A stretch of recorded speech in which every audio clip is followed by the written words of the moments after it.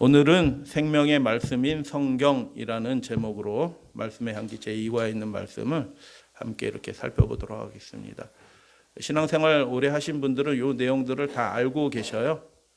알고 계시지만 복습한다라고 생각하고 더 깊게 한번 생각한다라고 생각하시고 함께 말씀을 따라와 주시면 감사하겠습니다. 요한복음 5장 39절 말씀이에요. 예수님께서 하신 말씀이고요. 예수님이 성경에 관해서 하신 말씀이에요. 예수님이 성경을 어떻게 생각했는가에 대해서 말씀하신 것이니까 우리가 주목할 필요가 있는 것이죠. 너희가 성경에서 영생을 얻는 줄 생각하고 성경을 예전엔 상구하거니와 그렇게 됐는데 지금은 영구하거니와 이 성경이 곧 누구에 대하여 내게 대하여 증언하는 것이라 라고 예수님께서 말씀해 주셨어요.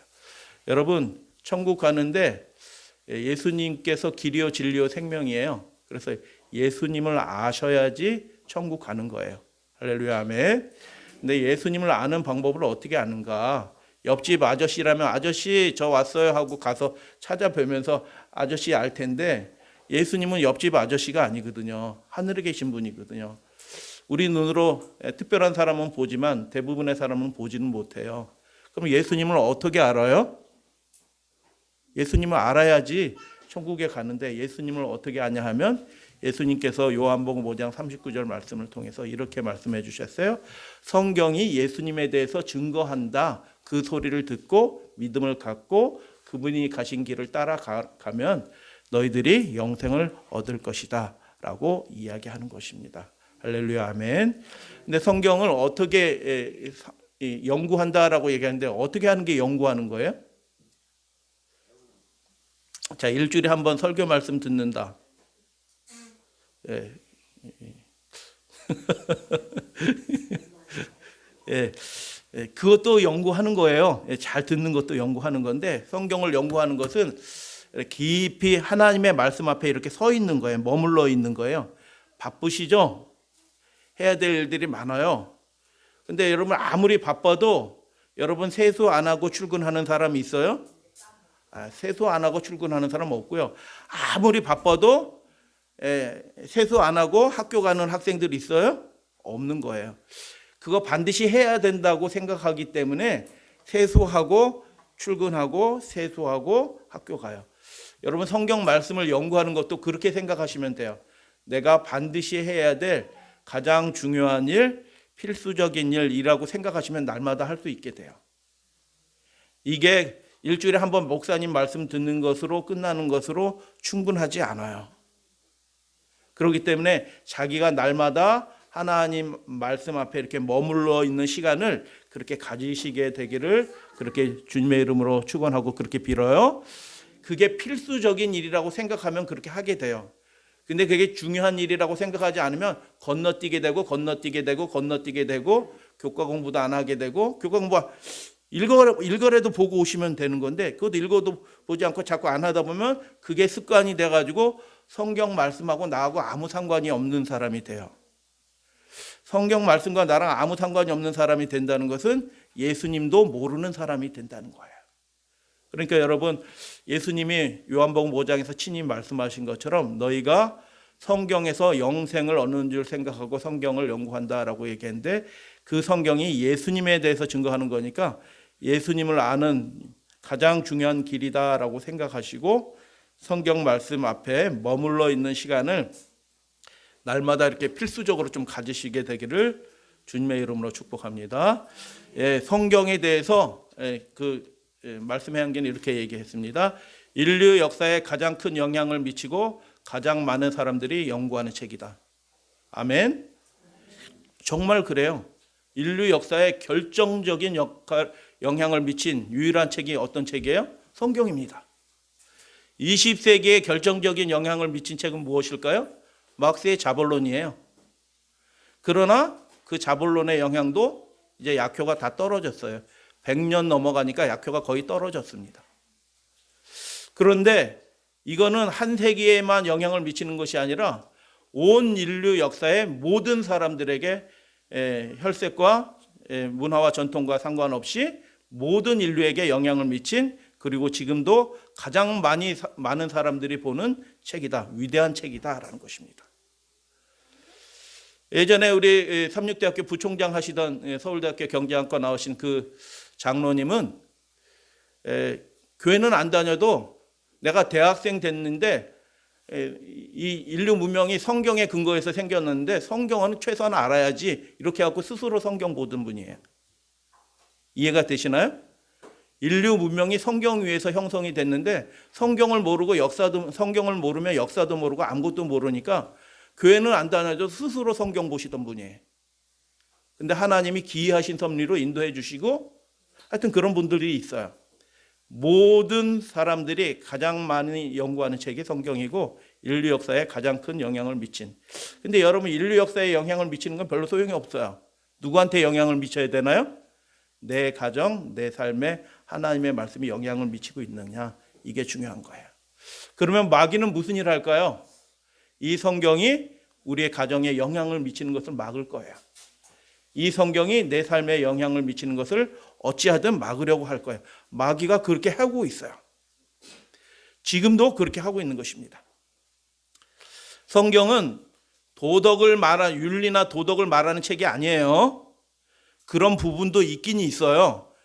그런데 성경은 윤리나 도덕을 말하는 책이 아니에요. 여러분 윤리나 도덕을 말하면 다윗왕이 범죄하고 살인하고 거짓말하고 하는 그 악한 일을 한 걸 거기다 기록하면 돼야 안 돼요? 안 돼요. 좋은 말만 기록하고 그렇게 하면 되는데 그래서 너희들은 이렇게 하지 말라 이렇게 윤리나 도덕만 쫙 말씀한 게 아니라 그런 것도 일부 들어있지만 윤리 도덕을 말하는 책은 아니다. 그런데 여러분 이제 공부를 좀 깊게 하시는 분들은 요즘에 가장 유명한 윤리학에 관한 전 세계에 가장 큰 영향을 미치는 윤리학에 관한 이론들은 다 성경에서 나왔어요. 정의론이라는 책을 쓰신 분이 있어요. 그 책이 전 세계 윤리를 지금 다 영향권 안에 드는데 그 내용의 핵심은 뭐냐면 성경이에요. 예수 그리스도예요. 거기에 그분이 예수 그리스도라는 말을 쓰지는 않아요. 그런데 그 내용을 잘 읽어보면 예수 그리스도에 관한 이야기예요. 놀랍더라고요. 제가 그 책 읽어보면서 그래서 살펴봤더니 그분은 목사님이셨어요. 세계적인 윤리 철학자가 있어요. 정의론 쓰신 분. 근데 하여튼 성경은 그러나 윤리에 관한 책은 아니다. 두 번째, 처세에 관한 교훈이나 금원집도 좋은 명언이 있잖아요. 아침에 일찍 일어나는 새가 뭘 잡는다고 그래요? 벌레를 잡는다. 그거 금원이거든요. 그런 일은. 게으른 나그네 석양에 바쁘다. 이게 금원이에요. 좋은 말이거든요. 그죠? 좋은 얘기들에 그런 것들은 금원인데 성경에도 그런 것들이 있어요. 잠언이 그런 말씀에 특히. 근데 그런 것들이 있는데 성경은 그런 데 국한되지 않는다는 그 이상의 것을 말하고 있다. 그래서 성경은 그러면 무엇이냐? 성경은 사람의 영원한 운명을 좌우하는 말씀의 향기 내용이 이게 사람이 집필하다 보니까 그 내용이 정확하지 않은 것도 있어요. 성경 말씀은 분명하고 정확해요. 근데 이게 사람이 기록한 거 보니까 좀 표현이 불분명한 게 있는데 생명의 말씀이 그 가운데 있다 이렇게 돼 있어요. 그거 틀린 겁니다. 생명의 말씀이 성경 가운데 있대요. 그게 맞는 말이에요? 틀린 말이에요? 그럼 어떤 것은 생명의 말씀이고 어떤 건 안 그런 것도 있네? 그죠? 그렇게 생각하시는 분들이 있어요. 성경에 대해서. 어떤 것들은 이거는 예수님이 하신 말씀, 진짜 말씀. 이거는 그냥 제자들이 기록한 말씀. 구분해서 이해하는 사람들이 있어요. 성령의 말씀이 그 가운데 있다라는 표현은 그래서 정확하게 말하면 틀린 말이에요. 그래서 제가 그 가운데라는 말을 빼버렸어요. 성경 말씀은 생명의 말씀인 줄로 여러분 그렇게 믿으시게 되기를 주님의 이름으로 축복합니다. 여러분 우한폐렴 때문에 좀 염려되시는 분 있으시나요? 한번 나 솔직히 조금 걱정된다. 저기 사람 많이 만나시는 분들이 있어요. 그렇기 때문에 조금 걱정되실 수도 있어. 우리를 살리시는 분은 누구셔요? 하나님이셔요. 우리를 지키시는 분은 누구셔요? 하나님이셔요. 우리의 아버지 되신 분은 누구셔요? 하나님이셔요. 우리의 머리카락을 세시고 눈동자와 같이 지켜주시기로 언약하신 분은 누구셔요? 하나님이셔요. 근데 그 하나님을 안 보니까 자꾸 현상과 사람들의 소문과 이런 얘기를 들어보니까 무슨 생각이 드냐면 점점점 꼬리에 꼬리를 물면서 무슨 생각이 드냐면 불안한 생각이 드는 거예요. 그런데 여러분, 우리가 하나님의 말씀으로 탁 들어가다 보면요, 그런 마음이 싹 물러가요. 인간의 걱정이 있지 하나님이 살아계신데. 그래서 성경은 생명의 말씀이 그 가운데 있다가 아니고요, 성경이 생명의 말씀이다라는 것을 여러분 그렇게 믿으시게 되길 바랍니다. 우한폐렴 돌아가고 있는데요, 올해 그런 일들이 벌어졌잖아요. 근데 이게 우연치 않게 그렇게 되는 게 아니고 하나님이 이 마지막 시대의 일을 이끌고 아주 신속하게 이렇게 촉진하고 계신다라는 생각이 들어요.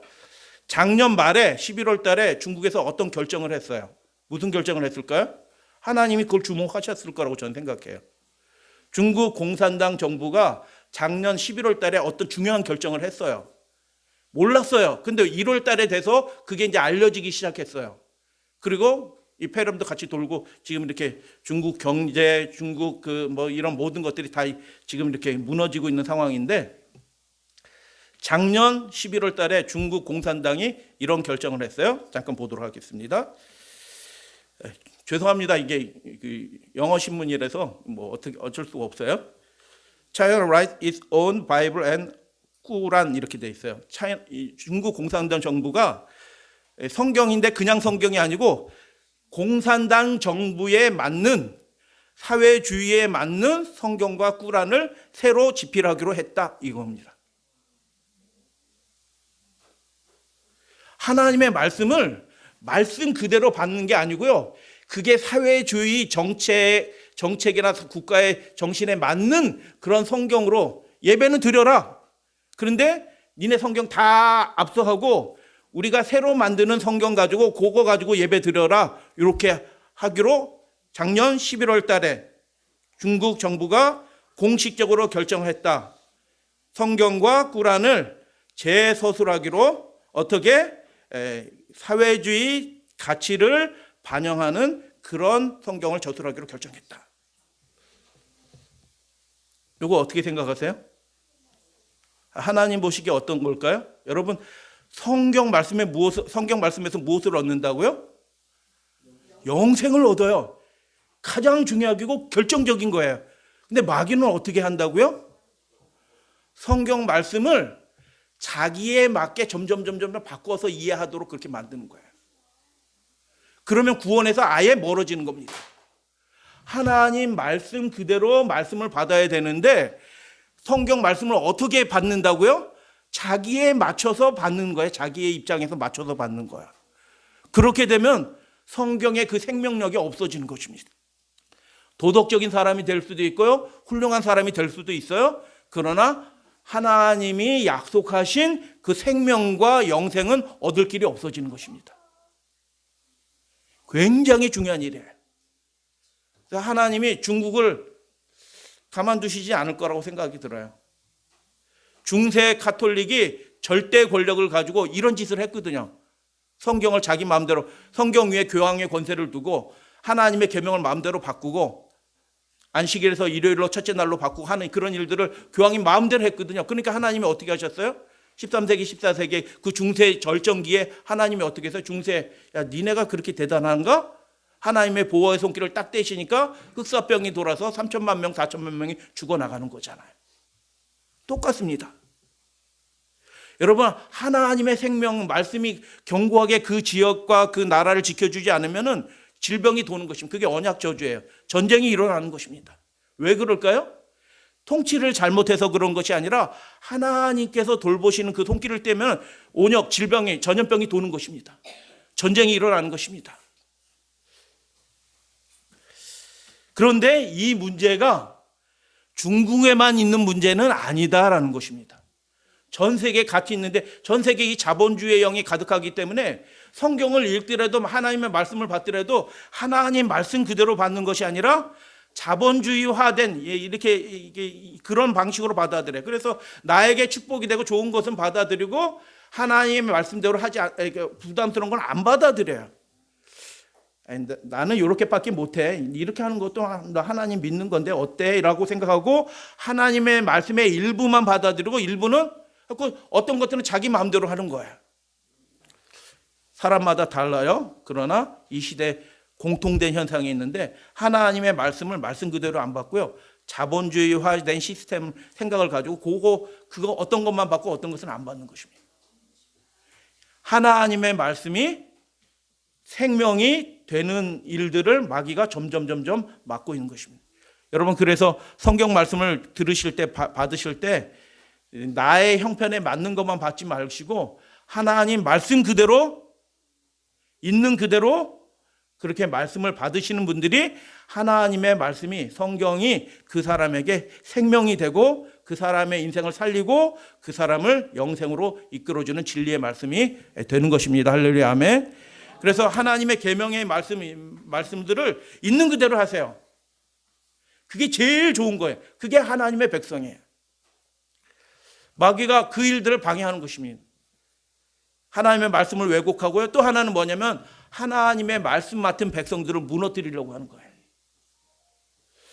여러분, 공문 내려올 겁니다. 이제 교회도 어떤 상황이 되면 지금 그렇죠. 교회도 모이지 마십시오. 이 문제가 해결될 때까지 집회하지 마십시오. 공문이 내려오면 여러분, 우리는 어떻게 해야 되나요? 노인회관에서 광고에서 주민 여러분들께 안내 말씀드립니다. 주민 여러분들께 안내 말씀드립니다. 시에서 공문이 내려왔으니 노인회관에 나오지 마세요. 노인회관 아무도 안 모입니다. 지금 매일 모이시던 분들이. 이런 문제가 생기면요, 정부가 개입을 합니다. 분명히 중국이 그걸 가장 극단적으로 해요. 언론도 통제하면서 그렇게 하는데 모이지 마세요. 이렇게 하면 여러분, 우리는 어떻게 해야 되나요? 각자 집에서 예배 드려야 되나요? 어떻게 해야 되나요? 한번 생각해 보세요. 저 말씀을 안 드려요. 그래서 사단이 공격하고 있다. 성경의 내력에 대해서 간단하게 살펴보도록 하겠습니다. 성경은 모두 몇 권의 책? 66권. 구약 몇 권? 39, 27. 신약은 몇 권? 27. 그래서 구약 성경은 예수님 이전의 성경을 구약 성경이라고 그래요. 이스라엘 역사가 주로 많이 담겨져 있고, 신약 성경은 예수님의 사역과 예수님의 사역으로 인해서 생겨난 교회에 관한 이야기들과 예언이 담겨져 있어요. 오실 예수님에 대한 약속이. 그러니까 여러분, 구원받는 사람들은 하나님의 말씀을 기다리고 예수님을 기다리던 사람들이 그 구원받아요. 예수님이 오셨을 때 예수님과 그 제자들이 일으킨 그 교회에 가담한 많은 사람들인데 그 사람들은 어떤 사람들이냐면 하나님의 말씀을 기다리면서 하나님의 나라가 이 땅에 임하기를 기다렸던 그 사람들이 그 나라에 참여한 거예요. 세리와 죄인들이 그 나라에 참여해요. 그 나라가 임하기를 간절히 소원했던 사람들이 있었던 거예요. 그래서 성경 전체는 인류를 위한 하나님의 구속의 계획이 담겨져 있다. 자, 성경 전서라고 얘기했어요. 성경 전서라고 할 때 전자가 무슨 전자? 전부 할 때 전자예요. 그래서 66권을 다 모아놨다. 누가 모아놨어요? 하나님이 모아놓으신데 그 신령한 사람들을 통해 가지고 이렇게 모으도록 하나님께서 은혜 주신 게 참 놀라운 일이에요. 자세한 내용 살펴볼게요. 구약 성경은 무슨 말로 기록이 되어 있다? 히브리어. 여러분, 히브리어 하실 줄 아시나요? 히브리어 제가 시험 날마다 우리 저기 이창영 목사님도 계시는데 히브리어 시험 보느라고 죽는 줄 알았어요. 날마다 시험 보는데 매 수업 시간마다 시험을 봐요. 그건 뭐 우리말도 어려운데 영어도 쉽지 않은데 그 히브리어를 날마다 시험 보니 참. 헬라어도 그 강독 시험을 날마다 봤어요. 근데 참 감사한 것은 뭐냐면 이 하나님께서 은혜 주셔서 이 생명의 말씀이 온 나라 족속과 방언과 백성에게 그 나라 문자로 번역될 수 있도록 하나님께서 은혜를 베풀어 주시고 역사를 주관하셔서 우리말로, 여러분 영어로 성경 읽으려면 여기서 몇 분이나 읽었어요?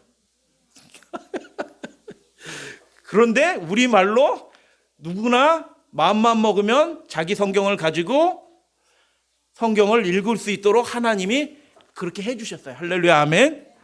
하나님이 우리 사랑하시는 겁니다. 그 말씀을 깨닫고 영생의 길로 가도록 하나님께서 모든 준비를, 은혜의 선물들을 다 이미 제공하신 거예요. 그 증거가 뭐예요? 성경이 내 손에 들려있다는 게 그 증거예요. 이게 기적 같은 일이거든요, 사실은. 왕, 정치가, 관리, 군대 장관, 제사장, 학자 이런 사람들이 성경을 기록했어요. 다 신분은 달라요. 그런데 여러분, 세리, 의사, 어부, 율법, 어떤 사람이 더 좋아 보여요? 의사가 나아요? 어부가 나아요? 예전 시대로 돌아오면 의사가 대단한 사람이 아니에요. 종들도 의사하는, 지금 의사하고 신분이 좀 달라요.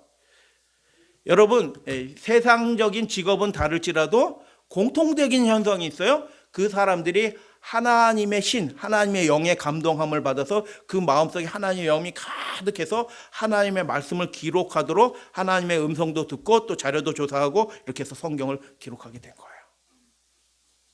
하나님이 그렇게 역사하신 거예요. 그래서 하나님의 영이 역사하는 사람은 의사한테만 역사하는 게 아니고요, 제사장에게만 역사하는 게 아니고요, 신분에 상관이 없어요. 그래서 여러분들에게도, 지금 우리들에게도 하나님의 영이 역사하셔서 하나님의 뜻을 직접 듣고 알 수 있도록 하나님의 성령이 역사하고 계신다라는 것을 그렇게 믿으시고, 그렇게 하나님과 채널을 잘 맞추시는 연습을 그렇게 해보세요. 하나님의 음성이 들려온다니까요. 지금도 들려와요. 신비한 음성을 듣게 돼요. 그래서 이런 사람들이 한 40여 명이 기록했다. 구약성경은 1500년에서 400년 BC, 신약성경은 AD 몇 년? 50년에서 100년, 복음서가 50년부터 마가복음 쓰여졌고 100년경 90년 후반경에 요한계시록, 요한복음 뭐 이런 것들이 쓰여졌어요. 구약성경 어디 있는지 잠깐 살펴볼게요. 구약성경은 5덩어리로 크게 되어 있네요. 율법서, 역사서, 시가서, 대선지서, 소선지서. 그런데 율법서, 시가서, 대선지서는 모두 몇 권씩? 5권씩. 역사서, 소선지서는 모두 몇 권씩? 12권씩. 이야, 이렇게 딱 요약해 주니까 딱 한눈에 한 번 들어도 이해가 되네. 5권, 12권 딱 그렇게 2권밖에 없네. 하나만 말씀드릴게요. 이 성경이 누구에 대하여 증거하는 것이라고요? 예수님에 대하여 증거하는 것이에요. 그래서 창세기가 예수님 증거하는 책이에요. 자세히 읽어보시면 예수님이 증거되고 있어요. 출애굽기 잘 보세요. 구원하신 분이 누구세요? 그때 애굽에서 살던, 죄 가운데 살던 백성들을 은혜로 인도해 주신 그 하나님의 사자가 누구예요? 예수님이셔요. 예수님을 증거하는 거라니까요. 레위기 제사 드리고 예식법에 관한 책들이, 기록들이 아주 자세하게 기록이 돼 있어요. 그게 누구를 가리키고 있어요? 예수님을 가리키고 있어요. 그래서 율법서를 한마디로 얘기하면 무엇이냐면, 하나님이 예수님을 잉태하고 예수님을 나타내를 그 백성들을 하나님께서 인도하셔서 말씀의 백성을 삼으신 이야기가 율법서예요. 하나님이 이 세상 많은 사람들 가운데 말씀의 백성으로 한 나라를 만드시는 이야기가 율법서예요.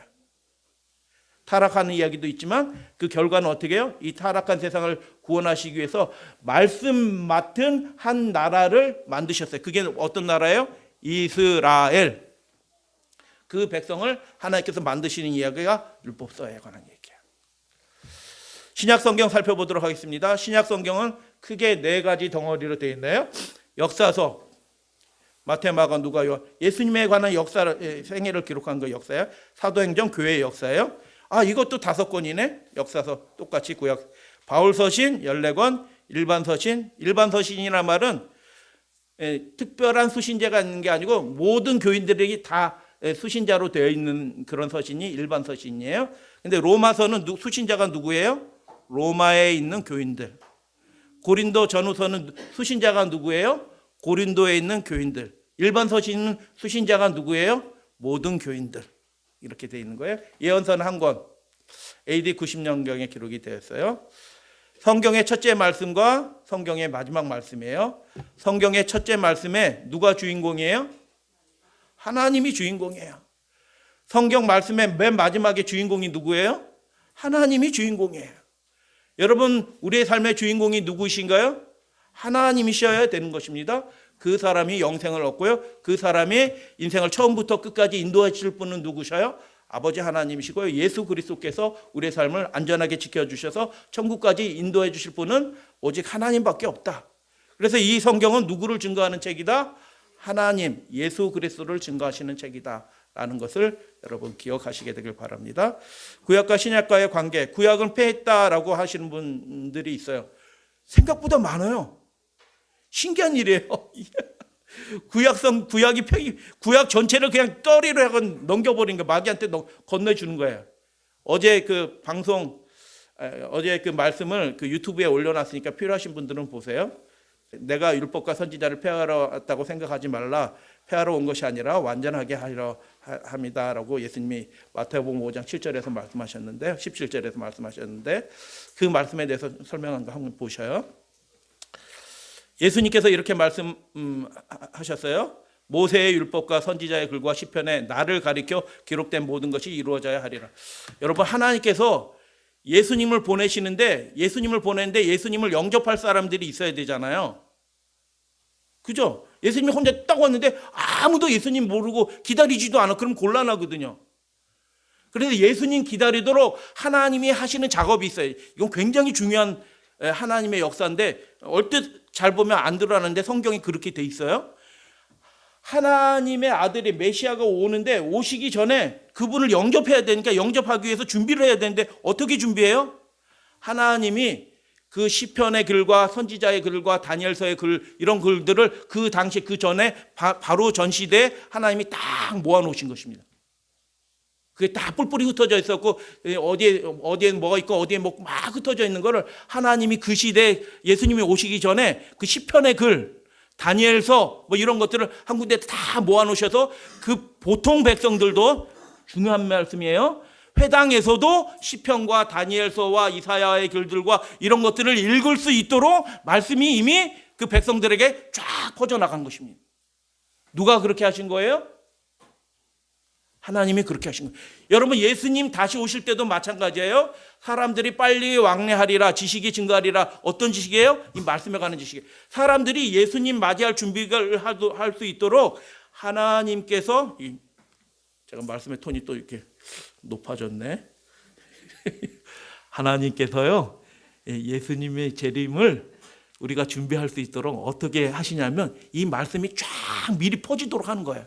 그래서 그 말씀 읽고, 아, 예수님 오실 때가 이런 일이, 뭐 예수님 오실 때 다 됐네, 이렇게 준비해야 되겠네, 이렇게 알 수 있도록 하나님께서 오시기 전에, 예수님이 오시기 전에, 그리스도가 오시기 전에 미리 그렇게 준비를 해놓으신 거예요. 그래서 우리는 이 말씀을 읽을 때 우리한테 시편이 있으니까 그 당시 사람들도 당연히 시편 읽고 이사야 읽고 뭐 다니엘서 읽고 그렇게 할 거라고 생각하지만, 그 전 시대는 시편도 못 읽은 사람이 아무도 없고요, 다니엘서 이사야 읽은 사람도 아무도 없는 것입니다. 근데 하나님이 예수님이 오시기 전에, 그 시기 전에 뭘 준비하셨다고요? 예수님 영접할 수 있는 준비를 하도록 말씀을 다 이렇게 한 군데로 모아놓으신 거예요. 그래서 회당에서 선지자의 글과 시편을 읽는 것입니다. 그래서 지금도요, 이 말씀으로 이렇게 우리에게 가까이 이렇게 있는 것은 우리가 뭘 할 준비를 하라고요? 하나님의 말씀을 잘 읽고 예수 재림의 그때 우리가 준비되도록 하나님께서 그렇게 하신 거예요. 이게 놀라운 하나님의 계획하심이 지금 우리 시대에 이루어졌어요. 이제 다 끝날 때만, 예수님이 딱 동편 구름 가운데, 빛나는 구름 가운데 나타나시면 이제 끝나는 겁니다. 중국이요? 올해 무너질 수도 있고 내년 무너질 수도 있고요. 우리나라 경제요? 2020년도 얘기하는데, 모든 뭐 경제학자들이 2020년도 얘기를 해요. 우리 경제가 L자로 들어간다, 꺾인다. 그런데 어떤 사람들, 그건 아니다. 그런데 2021년이 되니 22년이 되니 그 상태로 들어간다. 제가 그런 얘기는 뭐 하고 싶지는 않아요. 그러나 세상이 급격한 변화의 바람 속에, 이 바람이 일어나기 직전에 온 세상이 있다. 근데 하나님께서는 어떻게 하신다? 이 세상 형편이 어떤 것 간에 예수 그리스도 맞이할 준비를 할 수 있도록 말씀을 하나님께서는 백성들에게 전하고 계신다. 모든 것이 이루어져야 될 것이다, 이루어진다라고 말씀하셨는데, 모세의 율법은 모세오경이고요, 선지자의 글은 선지서고요, 아까 시편 구약성경 시가서입니다. 이건 구약성경이고요. 이루어진 모든 것은 예수님과 교회에 관해서 예언된 모든 말씀이 이루어져야 하려고 이루어지고 있고 이루어졌습니다. 그 성취된 기록에 관한 것이 신약성경이에요. 이해가 되시죠? 예수께서 이르시되 율법에 무엇이라고 기록되었으면 내가 어떻게 읽느냐? 그 율법은 구약성경이에요. 구약성경을 폐기하면 예수님을 몰라요. 구약성경을 없애면 하나님의 나라도 몰라요. 예수 하는데 예수님이 어떤 분인지 모르고 예수님이 무엇을 원하시는지도 모르는 그런 교회가 되는 거예요. 이름만 있고 그 내용이 없는 그런 교회가 되는 거예요. 그래서 성경을 한쪽을 버리면 그렇게 되는 거예요. 말씀 그대로 있는 그대로 모든 것을 다 받는 말씀. 우리는 사회주의 성경을 가지고 있는 것도 아니고요, 자본주의 성경을 가지고 있는 것도 아니에요. 우리는 말씀 그대로 전부를 가지고 있는 사람이 예수를 보게 되는 것입니다. 대답하여 이르되 내 마음을 다하여 목숨을 다하여 힘을 다하여 뜻을 다하여 주 너희 하나님을 사랑하고 또한 내 이웃을 내같이 내 자신같이 사랑하라 하였나이다. 신명기에 있는 말씀을 딱 인용하니까 예수께서 이르시되 뭐라고 대답하셨어요? 내 대답이 뭐하다? 옳도다. 그러면 어떻게 해라? 이를 행하라. 그러면 어떻게 된다고요? 생명을 얻을 것이다 라고 말씀하신 것입니다. 구약 성경의 말씀을 얘기했는데 그걸 행하면 살 것이다 라고 말씀하신 거예요. 구약 성경 폐하지 않아요? 예수께서 가라사대 내 마음을 다하고, 이건 직접 하신 말씀이에요. 목숨을 다하고 뜻을 다해 주 너희 하나님을 사랑하라 하셨으니 이것이 크고 첫째 되는 계명이에요. 여러분, 예수님의 말씀을 자꾸 이렇게 오해하면요, 믿음도 왜곡이 되고 삐뚤어진 믿음이 돼요. 성경 예수님은 그렇게 말씀하시지 않았는데 자기 방식대로 자꾸 말씀을 이해하시는 분들이 있어요. 우리 성경 지금 개정개혁은 둘째는 그와 같으니 해서 첫 번째 계명과 두 번째 계명이 동일한 것으로 얘기해요. 그렇게 가르치는 분들이 굉장히 많아요. 근데 말씀을 잘 읽어보면 그게 아니에요. 어떻게 하나님 경외하는 것과 이 세상 윤리를 도둑질을 하지 말라, 살인하지 말라, 그게 어떻게 같을 수가 있어요? 하나님을 경외하는 거예요. 연결은 되어 있어요. 예수님은 둘째는 이와 같으니 이렇게 말씀하신 거예요. 둘째를 요약하면 이렇게 된다라고 얘기하는 거예요. 십계명의 두 번째 부분. 그래서 첫 번째 것이 제일 중요하고요, 두 번째 것은 그것과는 다른 거예요. 성격이 다른 거예요. 둘째는 이와 같으니 이렇게 말씀하신 거예요. 둘이 같은 게 아니에요. 그래서 하나님 안식일 지키고 하나님의 우상 섬기지 말고 하나님이랑 망령되 하나님만 섬기고 하는 것, 그것이 이웃 사랑하는 거랑 똑같으니까 내가 이웃을 위해서 열심히 봉사하는 건 하나님을 섬기는 거랑 똑같아. 그 예배도 잘 안 드리고 하나님께 헌신도 안 하고 하나님의 계명도 안 지키고 막 그렇게 해서 열심히 사랑한다고 하여 그거는 하나님의 뜻이 아닌 것입니다. 예수님은 그렇게 말씀한 적이, 목소리가 또 높아졌다. 그런 적이 예수님은 없으셔요. 그래서 첫 번째 계명이 올바로 서지 않으면 두 번째 계명도 오염이 되는 것입니다. 이 첫 번째 계명이 진짜 중요한 첫 번째 계명이에요. 그래서 하나님을 그렇게 마음을 다하여, 그래서 첫 번째, 네 번째 계명이 그렇게 해서 중요한 거예요. 두 번째 계명이 첫 번째 계명과 같지도 않고 두 번째 계명 이웃을 사랑하는 것이 첫 번째 계명을 대신할 수도 없는데 많은 성경을 가르치는 사람들이 그렇게 가르치고 또 그렇게 믿고 그렇게 살아요. 그러니까 가짜 믿음이 되는 겁니다. 예수 믿음이 아니고 예수님이 말씀하신 믿음과는 전혀 다른 믿음이 되는 거네요. 위험하게 될 것입니다. 자기가 영생을 못 얻는데 영생 얻었다라고 생각하고 할렐루야 아멘 감사합니다 하고 신앙생활을 한다니까요. 말씀이 왜곡이 되니까 영생이 없어졌는데 나는 영생 얻을 사람이라고 확신하면서 살아간다니까요. 마귀가 그 일들을 하는 것입니다. 그래서 말씀을 잘 정밀하게 배우려고 하는 사람들에게만 그것이 보여요. 이 두 계명이 온 율법과 선지자의 강령, 거기에 다 달려있다라는 말씀이에요. 그래서 구약 성경을 모르면요, 예수님을 알 수도 없고요, 구약 성경이 없어지면요, 말씀을 어떻게 자꾸 가감하게 되면 하나님의 나라에 대해서도 몰라. 그래서 구원도 없어지는 것입니다. 성경 말씀은 누구의 말씀이에요? 이 말씀이 우리에게 이루어지는 삶이 되면 좋겠어요. 모든 성경은 하나님의 감동으로 됐어요. 하나님의 영감하심으로 된 거래요. 근데 어떻게 그 절차와 과정이 어떻게 해서 영감이 돼서 이렇게 됐나? 예언은 언제든지 사람의 뜻으로 낸 것이 아니요. 베드로후서 1장 21절. 오직 성령의 감동하심을 받은 누가? 사람들을 통해서 그 사람들이 하나님께 말씀을 받아서 기록한 거다라고 베드로가 그렇게 기록한 거예요.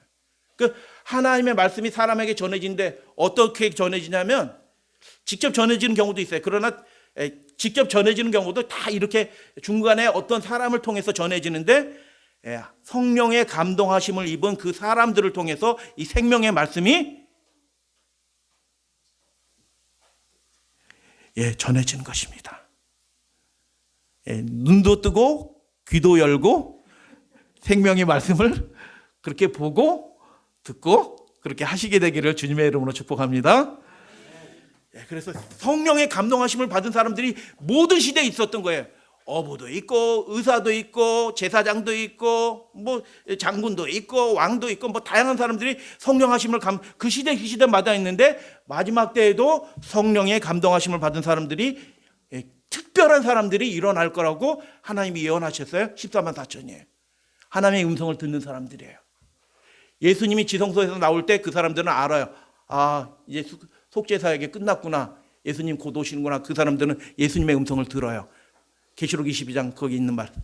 의로운 자는 그대로 의롭고 불의를 행하는 자는 그대로 불의를 행하는 채로 있게 하라라는 그 음성을 그 사람들은 직접 들어요. 예수님의 음성을. 여러분한테 들릴까요? 안 들릴까요? 준비하셔야 됩니다. 지금도 아무 음성도 안 들려요? 그럼 그때도 못 듣습니다. 지금 우리가 예수님께 초점을 맞추고 성령의 충만함을 받기 위해서 이렇게 경건하게 그렇게 기도하면서 그렇게 겸비하게 하나님 말씀 그대로 이렇게 살지 않으면 지금 하나님의 음성 못 들으면 그때도 못 듣는 거예요. 음성을 들어야 돼요. 부모님이 자녀를 천국까지 이끌고 갈 수가 없어요. 기억하셔야 됩니다. 부모가 아무리 자녀를 사랑한다고 해도 부모가 자녀를 천국까지 이끌고 갈 수가 없어요. 그 개인이 하나님의 음성을 들을 줄 아는 그 방법을 비결을 알아야 되는 것입니다. 그래서 우리가 성령의 감동함을 받는 방법을 그 상태로 이렇게 살아가는 상태로 우리가 살아야지 우리가 하나님의 음성도 듣고 그 진리의 길로 갈 수 있는 힘도 생기고 하나님의 도우심도 경험하고. 여러분 그래서 이 말씀이 성경에 관한 얘기가 아니고요. 예수님에 관한 얘기고 예수님을 통해서 우리의 삶에 이루어질 약속에 관한 얘기다. 그런데 채널을 어디에다 자꾸 맞춰요? 핸드폰에 자꾸 맞추고 채널을 어디에다 자꾸 맞춰요? TV 프로그램에 자꾸 채널을 맞추고 채널을 어디에 맞춰요? 그냥 공부 열심히 하는 건 상관이 없는데 자꾸 하나님 말씀보다 이 세상에 어떤 성취를 이루는데 자꾸 관심을 너무 많이 맞추고 하나님의 말씀을 자꾸 미루고 배우기를 미루고 이렇게 되면 어떻게 하면 하나님과 채널이 딱 끊어집니다. 끊어진지도 모르고 그렇게 살아가는 거예요. 나는 예배는 드려. 끊어졌어요 이미. 영감의 통로가 끊어진 겁니다. 근데 끊어지기 전에 하나님의 성령의 감동하심에 그 채널이 살아있는 사람이 돼야 되는 거예요. 이게 가장 결정적인 일이라. 근데 그 연습은 어떻게 해요? 하나님의 말씀을 우리가 가까이 함으로 하나님의 말씀 앞에 머무르는 시간을 이게 내게 필수적인 일이다. 내가 아무리 바빠도 세수하고 직장 나가는 것처럼 내가 성경 말씀 안 보고 어떻게 하루를 시작하냐 이렇게 생각하시는 사람들에게 그 채널이 열리는 거예요. 여러분 하나님 음성 들린다니까요? 저는 영이 맑은 사람일까요? 영이 이렇게 불투명한 사람인가요? 제 얼굴 보세요. 맑게 생겼나? 저는 영이 맑지 않아요. 이렇게 얼굴이 영이 맑지 않아요. 이게 티미하거든요. 영이. 저희 아버지께서 너는 왜 이렇게 티미하냐 맨날 그랬어요. 그거 티미가 무슨 뜻이야 도대체? 한번 찾아봤어요. 티미. 영이 맑지 않아요. 그런데도 하나님께 그래도 초점을 맞추려고 조금 애를 쓰니까 하나님의 음성이 들린다니까요. 신비한 음성이 들려요. 간절함이 있는 사람에게 그 음성이 들린다니까요. 하나님의 말씀을 알고자 하는 그 간절한 소원이 있는 사람들에게 말씀이 확 열리는 경험들이 생겨요. 이게 답답한 거야. 알고 싶은데 모르는 거야. 그 열망, 답답함이 있는 사람들에게 하나님이 영이 감동하셔서 알게 해주시는 역사가 있게 돼요. 하나님의 말씀을 사모한다는 게 그런 거예요. 그래서 중요한 말씀은 기록해 놓으셔요. 예. 왜 이거 기록해 놓? 여러분 비밀번호 기록해 놓으시나 안 기록하시나? 기록해 놓잖아요. 중요하니까. 하나님의 말씀도 중요한 말씀들은 마음으로 잘 새겨 놓고 뭐 성경에다 동그라미를 쳐 놓으시는지 다른 노트에 기록하듯인지 그래도 지금도 그래서 성경에 감동하시는 받은 사람들이 있다. 구약 성경에서 3,800번 이상 하나님이 가라사대 한 이야기들이 있다. 이게 지금도 있다는 거예요. 하나님이 가라사대 누구한테 얘기하는 거예요? 그 백성들한테 얘기하는 거예요. 하나님이 직접 말씀하신 하나님이 가라사대 이렇게 하신 말씀이 하나님이 직접 말씀하신 기록들이 있어요. 지금 우리 가운데서도 하나님의 음성을 그렇게 듣는 사람들이 하나님 말씀하시는 듣는 사람들이 일어나는 거예요. 요엘서 2장 28절에 그 성령의 시대가 성령이 이 마지막 시대의 복음 사업의 완성을 통해서 부어지는 때가 됐거든요. 그러면 지금 어떤 일이 벌어지냐면 아이들이 우리 학생들이 청년들이 노년들이 하나님의 음성을 듣는 시대가 이미 된 거예요. 지나가고 있어요. 이제 끝날 때가 된 거예요. 들으셔야 돼요. 하나님이 가라사대 하셔요. 근데 나랑 상관없이 가라사대가 아니고 내 개인적인 심령을 통해서도 가라사대 너 이렇게 해야 된다. 이제 그거 그만두고 온전히 하나님의 나를 섬기고 그렇게 잘 섬겨야 되지. 이렇게 하나님이 말씀하시는 음성을 들어요. 성경이 기록된 목적은 무엇일까요? 디모데후서 3장 16절 17절 이 말씀을 다 많이 읽으셨어요. 근데 좀 이렇게 정밀하게 구분해서 잘 나눠서 한번 읽어볼게요. 모든 성경은 하나님의 아까 영감, 감동하신 것으로 되었다라고 말씀하면서 교훈과 무엇이 교훈이에요? 무엇이 옳은지에 대한 기준이 교훈인 것입니다. 너 이렇게 살아야 돼라고 하는 그 교훈, 무엇이 옳은지에 관한 하나님의 그래서 성경 말씀을 안 읽고 분명히 알지 않으면 무엇이 옳은지도 몰라요. 자기 기준에 옳은 대로 살아가는 거예요. 천국 못 갑니다. 교회는 다녔는데요. 하나님이 옳다고 하신 것들은 이루어지지 않은 거예요. 자기가 옳다는 대로만 살아갔고 하나님이 옳다고 생각하신 것들에 대해서는 아무 상관없는 삶을 사는 것입니다. 책망이 뭐예요? 아, 이게 잘못됐어. 내가 너 사랑한다. 여기서 빨리 벗어나고 고쳐야 돼. 라고 하나님이 말씀하시는 그 음성을 듣는 거예요. 그게 책망이에요. 그래서 하나님 말씀 안 읽으면요. 바뀌어지는 게 없어요. 교정되는 일이 없어요. 세 번째, 바르게 함과. 근데 어떻게 바꿔요? 의지로 돼요? 아, 내가 똑바로 살아야지 하니까 그렇게 되던가요? 아, 목소리가 또 다시 높아졌네. 좀 낮아. 여러분, 내가 이렇게 결심한다고 똑바로 살아지던가요? 이게 안 되는 거라. 근데 그 힘을 어디서 얻어요? 영의 이 말씀을 읽으면서 그 하나님의 도우심의 그 힘을 얻어가지고 이게 잘못됐으면 고치는 그 힘의 영적인 성령의 능력을 경험하게 되는 일들이 벌어지는 것입니다. 할렐루야, 아멘. 그래서 잘못된 것을 바로 잡는 것도 내가 하는 게 아니고 하나님의 말씀이 하는 거예요. 네 번째, 의로 교육하기에 유익하니 하는데 의로 교육한다는 건 뭐예요? 여러분, 의에 대해서 의가 네 가지가 있어요.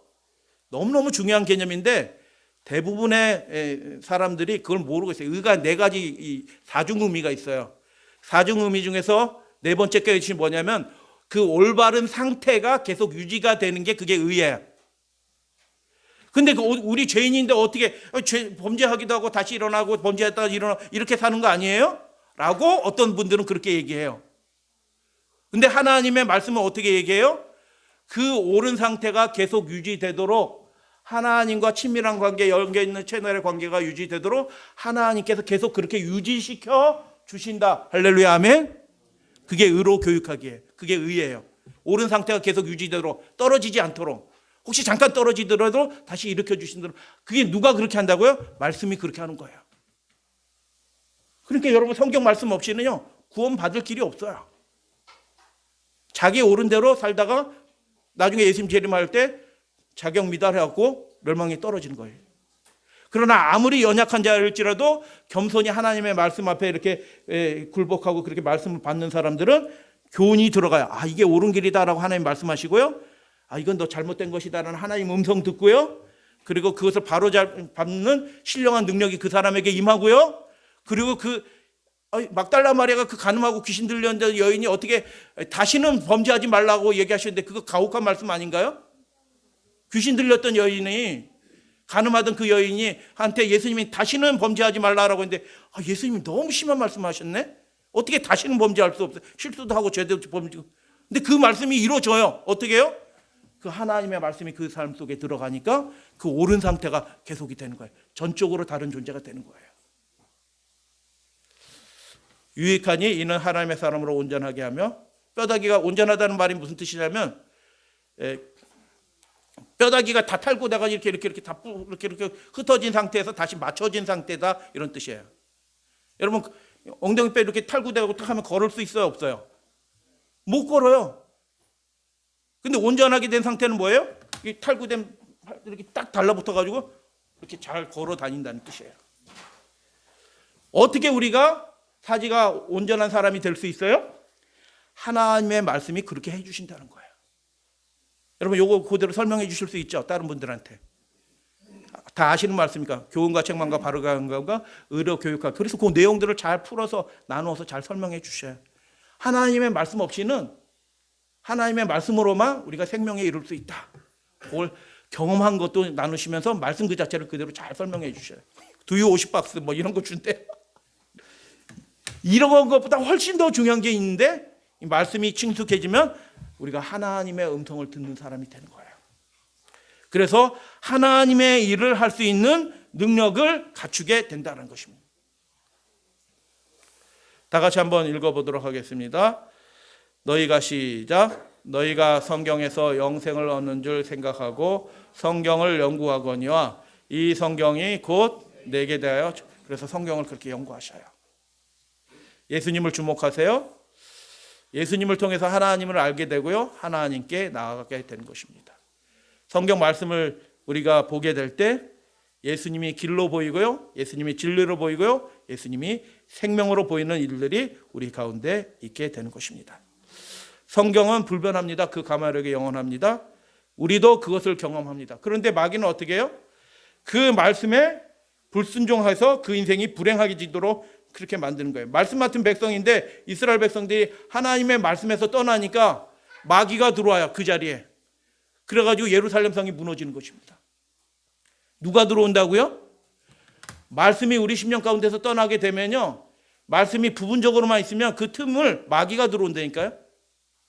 그래서 예루살렘이 무너졌는데 그 높은 곳에 있는 천혜의 요새가 무너져요. 왜 무너지냐면 수비를 잘못해서 국력이 약해져서 무너지는 게 아니고 말씀에 허점이 생겨서 무너지는, 마귀가 들어와서 무너지는 것입니다. 마귀가 지금 하나님의 법을 바꿨어요. 하나님의 계명을 바꿨어요. 자기가 편한 대로 믿으라고 얘기해요. 그 계명대로, 그 말씀대로 살아가면 마귀가 들어오는 것입니다. 프랑스 혁명 전후 그 성경을 없애는 일들이 있어요. 불태워버리는 일들이 있었어요. 누가 그 일들을 해요? 마귀가 그렇게 하는 것입니다. 중국에서 벌어진 일이에요. 중국에는 아이들이 교회에 올 수 있을까요, 없을까요? 갈 수 있다고 생각하죠? 못 가요? 왜냐하면요, 중국 공산당이 교회 안팎으로 다 CCTV 틀어놓고 미성년자는 교회 못 오게 막아요. 성경 못 읽도록 만들고 애들 전도 못하게 만드는 것입니다. 사회주의에 완전히 쩌드른 다음에 대학생이 되도록 하면, 그때 되면요, 믿으라고 해도 안 믿거든요, 애들이. 그러니까 그때 저는 절대로 하나님의 말씀을 접하지 못하도록 공산당 카메라를 다 들어와서 누가 출입하는지 다 보고 있어요. 안팎으로 다 있어가지고 저 교회 누가 성도고 누가 설교하고 누가 하는지 매주마다 24시간 감시를 하는 거예요. 여러분, 그런데 여러분 자녀들한테 너 왜 이렇게 성경 많이 보니? 공부도 좀 해라. 이렇게 하는 가정이 혹시 있나요? 너 이렇게 성경 많이 봐, 공부도 좀 해. 이렇게 하는 게 아니고 반대가 되면 안 되는 거예요. 그래서 여러분, 이 마귀가 다스리는 나라는 이렇게 할 수 있어도 믿는 사람들은 어떻게, 야, 너 성경 좀 더 봐라, 이렇게 얘기하셔. 성경을 더 분명하게 알아야 된다. 다니엘서인데 이번에 다니엘서 공부가 또 하는데 다니엘서 너 잘 배워야지, 그렇게 권면해 주시는 부모님이 되어주시기를 당부드려요. 마귀는 성경을 못 읽게 해요. 그러면 마귀가 그 심령에 들어간다니까요. 나중에서 화인 받은 사람에서 아무리 좋은 말해도 성경 말씀해도 기적이 일어나도 그 사람은 하나님 안 믿어요. 그래서 이 말씀을 잘 받는 사람들이 되어야 된다. 대학교 가면요, 세상의 헛된 생각을 처음부터 끝까지 배웁니다.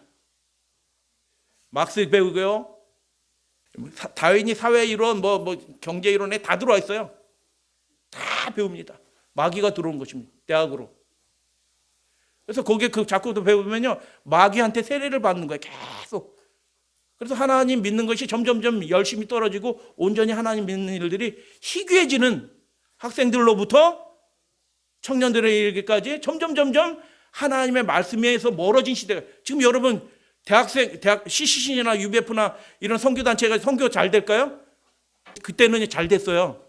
그나마 애들이 가서 얘기하면 그래요? 한번 성경 배워보죠. 이런 사람들이 있었거든요. 근데 지금은요, 싫어요. 100사람에 한 사람도 관심 있는 사람이 안 생긴 거예요. 왜 그럴까요? 마귀가 이 세대를 점령해버린 것입니다. 그 문화와 무신론 세력과 마귀의 그 사상이 점령해서 애들이 성경 말씀을 안 봐요. 관심도 안 가져요. 아예 인생에 대해서 관심이 없고 그냥 살다가 죽는 것으로 생각하도록 그렇게 만든 것입니다. 마귀가 역사하고 있는 것입니다. 그러면 이때 어떤 사람들이 필요할까요? 하나님의 영의 성령의 감동하심 받은 사람들이 필요한 것입니다. 여러분들이 그런 사람들이 되어주세요. 우리는 사회주의 성경을 믿는 게 아니고요, 우리는 자본주의 성경을 믿는 게 아니고 말씀 그대로의 하나님의 온전하신 말씀을 믿는 하나님의 영의 사람들로 여러분들 살아주시게 되기를 주님의 이름으로 축복합니다. 그렇게 되어주세요. 우리가 연약해도 그렇게 하나님이 도와주셔요. 요한계시록에서 하나님의 말씀에 대해서 말씀드리고 말씀 마칩니다. 요한계시록 12장 11절, 우리 형제들이 어린 양의 피와 자기, 번역을 좀 바꿨어요. 헬라어 원문 그대로의 성경 번역이에요. 자기들이 증언하는 말씀으로서 마귀를 이겼다라고 얘기해요. 여러분, 우리 입술에 하나님의 말씀이 있어요. 그 심령에 하나님의 말씀이 있어요. 그래서 그들이 증언하는 그 말씀으로 그들은 마귀를 이겼다라는 것입니다. 누가 대신 이겨주지 않고요, 그 각 사람 속에 있는 그 하나님의 말씀이 자기가 증언하는 그 말씀으로 마귀를 이긴다는 거예요. 우리는 연약하지 않아요. 마귀를 이기는 하나님의 특별한 백성으로 하나님이 우리를 삼아주셨어요. 할렐루야, 아멘. 그들은 죽기까지 죽는 것도 겁내지 않아요. 그래서 여러분, 이 세상에서 자꾸 이익 보려고 하는 사람들은요, 믿음이 손해보게 돼 있어요. 내 죽어도 하나님께 끝까지 충성하겠다라고 그렇게 선언하시고 살아가시게 되길 바랍니다. 날마다 그렇게 선언하시는 분들에게 하나님의 영의 말씀이 충만하게 돼요. 20장 4절, 또 내가 보좌들을 보니 거기에 앉은 자들이 있어. 예수님의 보좌에 함께 앉았어요. 할렐루야, 아멘. 여러분, 대통령 앉는 자리에 옆자리에 딱 앉아보셨나요? 근데 여러분, 세상 왕도 그렇게 되면 영화로운 일인데 예수님이 일로 오십시오 이렇게 하신다는 거니까요. 같이 봅시다 이렇게 하는 겁니다. 그 사람들은 어떤 사람들이냐? 내가 보니 예수의 증거 때문에, 번역을 좀 바꿨어요. 헬라어 원문 그대로예요. 예수의 증거 때문에, 그리고 하나님의 말씀 때문에 목배임을 당한 자들의 그 영혼들과 또 짐승과 그 우상에게 경배하지 않고, 여러분, 나라는요 이제 안식일날 예배 드리지 말라 이렇게 할 거예요. 안식일날 교회 가지 말라, 교회 집회하지 말라 이렇게 얘기할 거예요. 그러면 어떻게 해요? 그것에 따라서 살아갈까요? 아니요. 그 사람들은 어떻게 하든 하나님의 말씀을 순종하는 사람이 돼요. 그것 때문에 그들이 손해보는 겁니다. 경배하지 않고 그들의 이마에 손에 그의 표를 받지 않은 자들이 살아서 그리스도와 더불어 1000년 동안 왕노릇하니. 그래서 이 마지막 시대 이 영광스러운 하나님의 백성들을 보여주셨는데, 어떤 사람들이게요? 하나님의 말씀의 사람들이에요. 말씀이 속에 있는 사람들이라. 그 말씀으로 마귀를 이기고요, 나라도 이기고요, 증거하는 사람이 된 것입니다. 너희들이 그런 사람이 되어주기를 부탁한다. 나는 이미 글렀다. 너희들이 잘해줘라. 어떤 의사가 그렇게 얘기했어요. 이 생맘, 나는 이번 생에서는 망했다. 너희들이 알아서 잘해라. 근데 우리는 그렇게 할 필요가 없어요. 늦은 때는 없어요. 지금이라도 하나님 우리 인도해 주시고 계시니까 열심히 하나님의 말씀 잘 배우시고 이기시는 분 되어 주시길 바랍니다. 그리고 많은 백성들을 옳은 대로 돌이키게 하는 하나님의 영의 사람, 성령으로 충만한 말씀의 사람 되어 주시기를 주님의 이름으로 축복합니다. 이 말씀을, 예언의 말씀을 지키는 자는 복이 있다고 예수님께서 친히 말씀해 주셨어요.